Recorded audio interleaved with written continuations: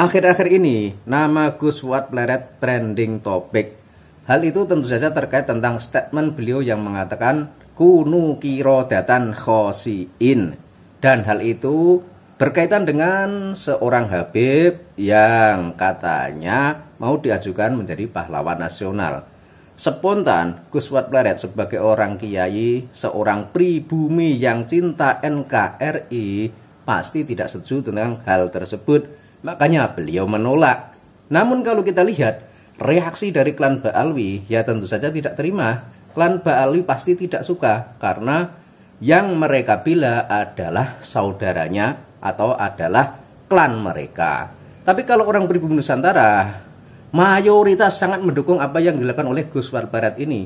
Jadi ada beberapa yang tidak setuju terhadap Gus Fuad, itu adalah budak-budak Habib. Dan yang sangat mengherankan adalah orang pribumi ini, kenapa masih ada beberapa yang justru malah mendukung klan Ba'alwi? Kalau dari klan Ba'alwi sendiri saling dukung-mendukung, itu adalah wajar. Karena mereka ini dalam menjalani hidup di Indonesia, bukanlah menjalani hidup dengan kebenaran, tapi menjalani hidup dengan kekeluargaan. Yang mereka prioritaskan adalah keluarga, bukan kebenaran.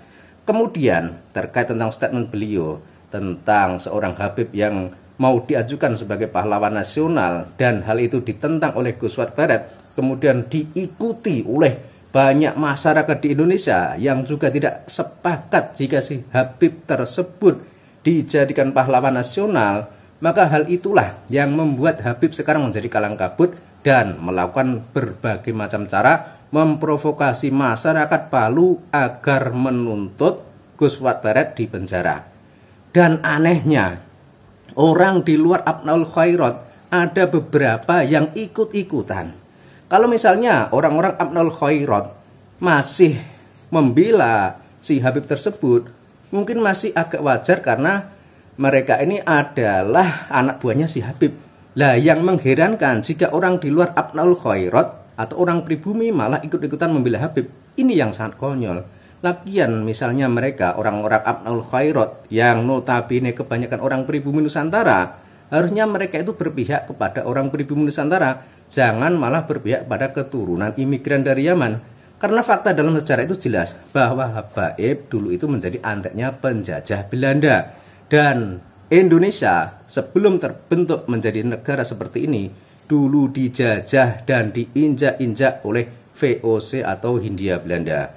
Kenapa yang namanya klan Ba'alwi dulu menjadi anteknya penjajah Belanda, sekarang setelah merdeka kok malah mau dijadikan pahlawan nasional? Ini sama saja mengkhianati para pejuang kemerdekaan. Ini sama saja menyakiti perasaan para leluhur kita. Jadi bagi Anda semua, para pecinta NKRI, para pecinta leluhur Nusantara, orang pribumi yang masih mencintai negaranya, yang masih mencintai leluhurnya, harusnya Anda itu sadar, harusnya Anda itu paham bahwa Anda itu tengah ingin dikuasai oleh klan Ba'alwi dari Yaman. Mereka ini mengaku sebagai cucu Nabi, padahal berdasar tes DNA tidak terbukti. Berdasar kajian kitab nasab tidak terbukti. Jadi mereka menggunakan nama cucu Nabi itu bertujuan untuk mempengaruhi masyarakat di negeri ini, karena di Indonesia ini penduduknya mayoritas Muslim. Sehingga dengan begitu mereka berharap akan mendapat banyak pengikut. Tapi kalau kita lihat apa yang mereka lakukan ini banyak sekali yang bertentangan dengan ajaran Kanjeng Nabi. Misalnya apa yang dilakukan oleh Rizik Syihab, Bahar Smith, dan beberapa Habib yang lain. Dan hal itu sudah menunjukkan bukti kalau mereka ini bukanlah keturunan Kanjeng Nabi. Kemudian terkait tentang statement Gus Fuad Pleret yang mengatakan bahwa kunu kirodatan khosiin, itu adalah ucapan yang sangat benar. Jadi salahnya itu di mana? Tapi kenapa sekarang beberapa orang dari Palu yang mengatasnamakan Abnaul Khairat menuntut agar polisi menangkap Gus Fuad Pleret? Ini yang aneh.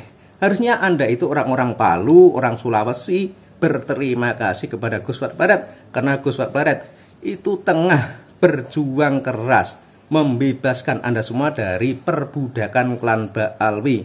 Jadi yang namanya penjajahan atau perbudakan itu memang tidak semua orang akan paham.